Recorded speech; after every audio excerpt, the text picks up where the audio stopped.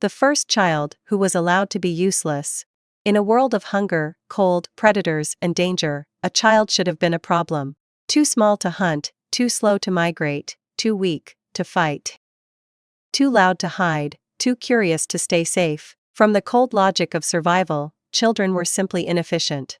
They needed food before they could gather it, and protection before they could offer it. They cried when silence mattered, wandered when staying close meant life. They played when adults were exhausted. And yet, humans allowed children to be children. That may be one of the strangest and most beautiful facts about us.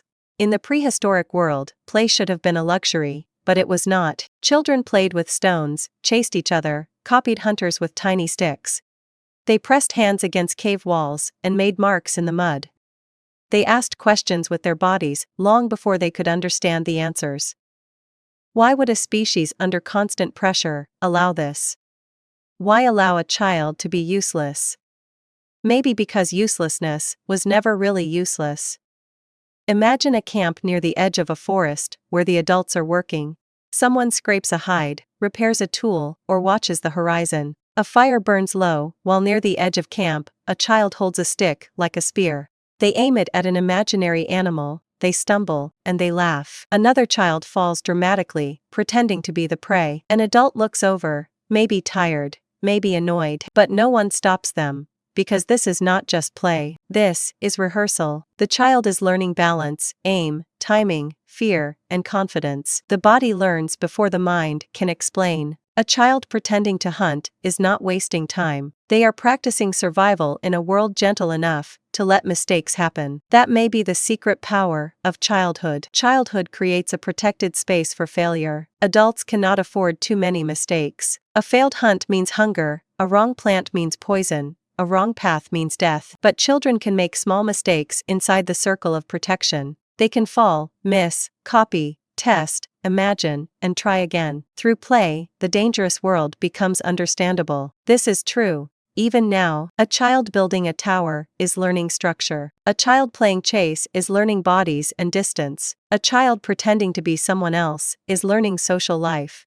A child drawing monsters is learning fear. A child making useless marks may be practicing the first forms of art. Prehistoric children were not passive passengers in human history, they were part of the story. Their hands appear in caves, their footprints appear beside adults. Their mistakes are hidden in broken tools, their laughter is gone, but their presence remains. When we imagine ancient life only through adults, we miss something essential. Human culture had to be taught, and children were the ones who had to learn it. Learning a human life is not simple, because a wolf cub must learn to hunt. A bird must learn to fly, but a human child must learn almost everything. Which plants feed and which kill, how to read tracks, and how to sit quietly, how to share, how to fear the right things, and how to trust the right people, how to remember stories, how to make tools, how to control fire, and how to belong. This takes time, as humans have unusually long childhoods that are costly. But it gives us something powerful, like time to absorb culture and practice imagination. Time to become more than instinct, as the first child who was allowed to be useless.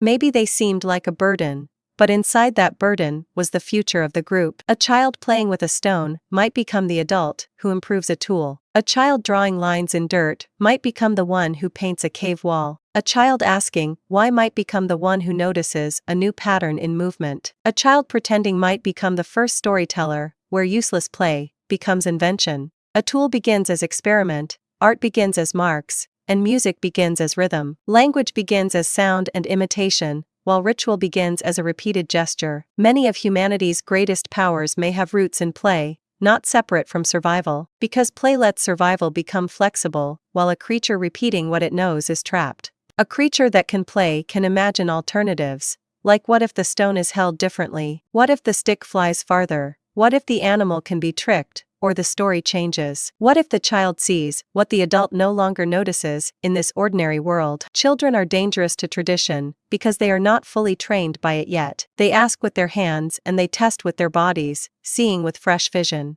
Of course, prehistoric childhood was not soft in the modern sense of the word. Children were exposed to cold, hunger, injury, and death, while working early too. They gathered, carried, and watched younger children while learning through hardship. But even in hard lives, there was room for play, which tells us something profound. Human groups did not only preserve life, they preserved possibility for a child to become not immediately useful or instantly productive, but slowly, socially, and imaginatively human. Think of a child sitting near a cave wall, while an adult dips a hand in pigment. The child watches the adult press a palm against stone, and the child copies. Maybe the mark is messy, maybe the hand is too small, maybe the adults laugh softly. But the child has entered something ancient, not through instruction alone, but through imitation, through play, through wanting to do what the grown people do.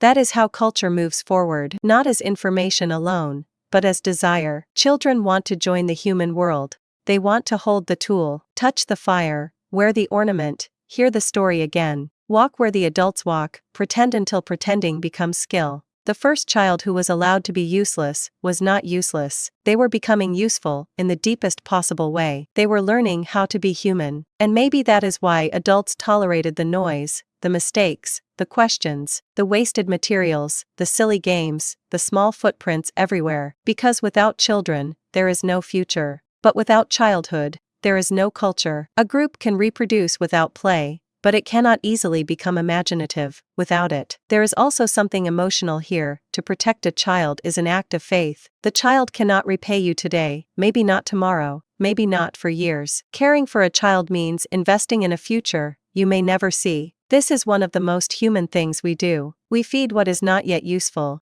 We protect what is not yet strong. We teach what does not yet understand.